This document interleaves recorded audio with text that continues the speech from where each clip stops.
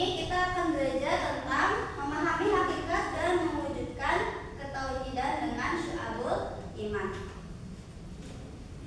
Pasti kalian sudah gak asing ya dengan kata iman, karena kita dari kecil bahkan sudah diajarkan dan disuruh menghafal tentang rukun iman. Nah, sekarang ibu mau tanya terlebih dahulu, apa yang kalian ketahui tentang iman?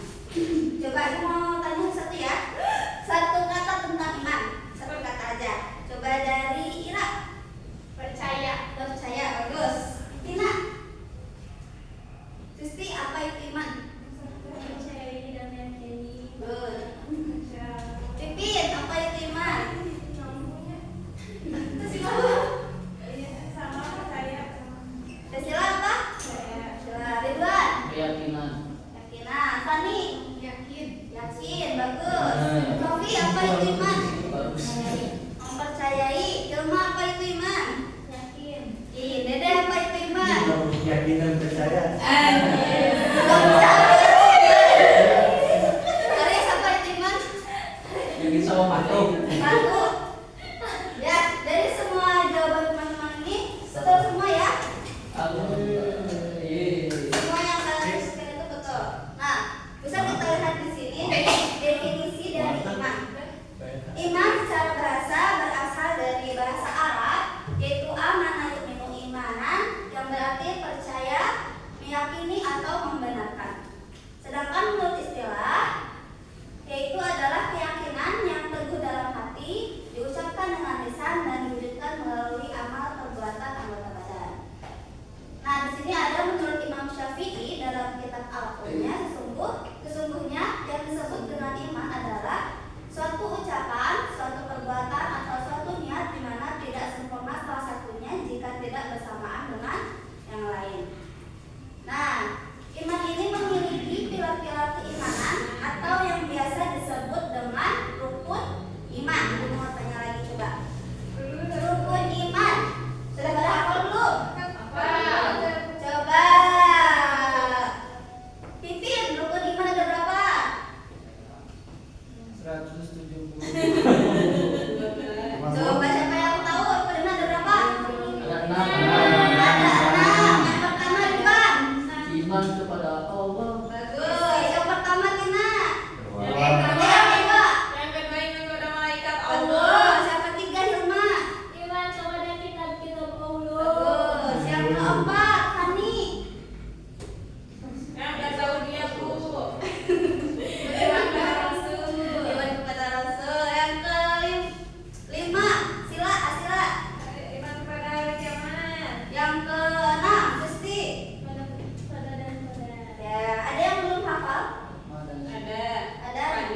Kita hafalkan bareng-bareng ya. Ini di sini rukun iman ya, atau pilar-pilar keimanan ada 6. Yang pertama ada iman kepada Allah.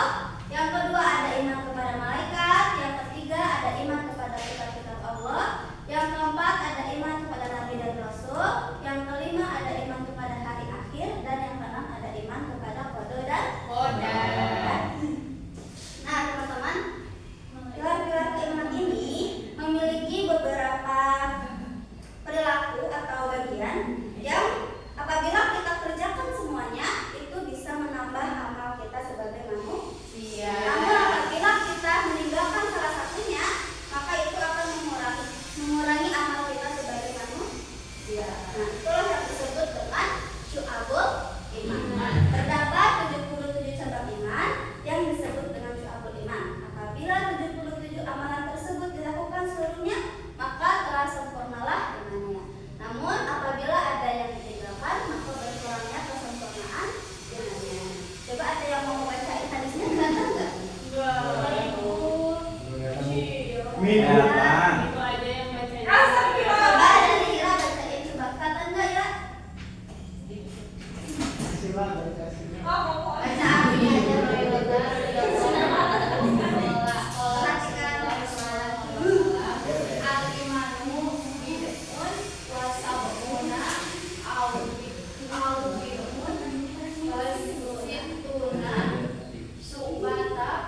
Subatan, fa'af,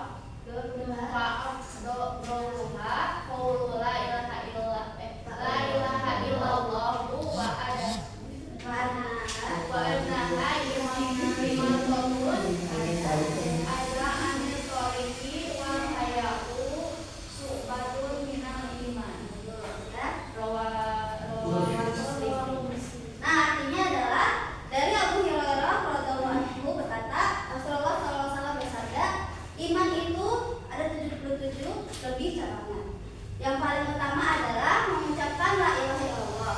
Dan yang paling kurang adalah menyingkirkan apa yang akan menghalangi orang di jalan. Lalu mau itu juga salah satu dari cabang iman. Hadis riwayat Muslim. Nah, jadi teman-teman, ketika kalian misalkan di jalan ada yang menghalangi, mau batu, kayu misalkan, itu sama teman-teman harus disingkirkan karena itu adalah sebagian dari cabang iman. Walaupun itu yang paling rendahnya ya, tapi tetap harus kita kerjakan. Nah, dari 77 cabang ini, para ahli hadis merangkumnya menjadi 3 kategori. Yang pertama, di sini ada hadisnya, an Ali bin Abi Thalib radhiyallahu anhu qala Rasulullah sallallahu alaihi wasallam al-imanu ma'rifatu bil qalbi wa qawlu bil lisan wa amalu bil arkan wa Ibnu Majah. Artinya dari Ali bin Abi Thalib radhiyallahu anhu berkata, Rasulullah sallallahu alaihi wasallam bersabda, iman adalah hambatan hati, ucapan lisan dan perwujudan dari perbuatan. Nah, yang pertama kita bahas dulu ada ma'rifatu bil qalbi, yaitu mengenal dan membenarkan Allah dengan hati yang teguh dan penuh keyakinan.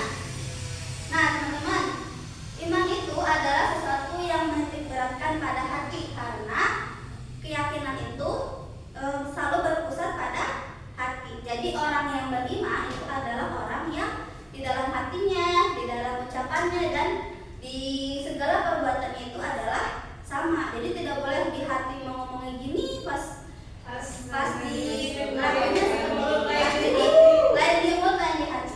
Yang kedua ada iqraru bil lisan, yaitu menyatakan dan mengakui keimanan dengan ucapan. Nah, kita sebagai umat Islam nih ya, Islam itu mengajarkan kita untuk selalu menjaga lisan agar lisan kita selalu dipergunakan untuk sesuatu yang baik dan tidak bertentangan dengan kehendak Allah. Seperti apa contohnya?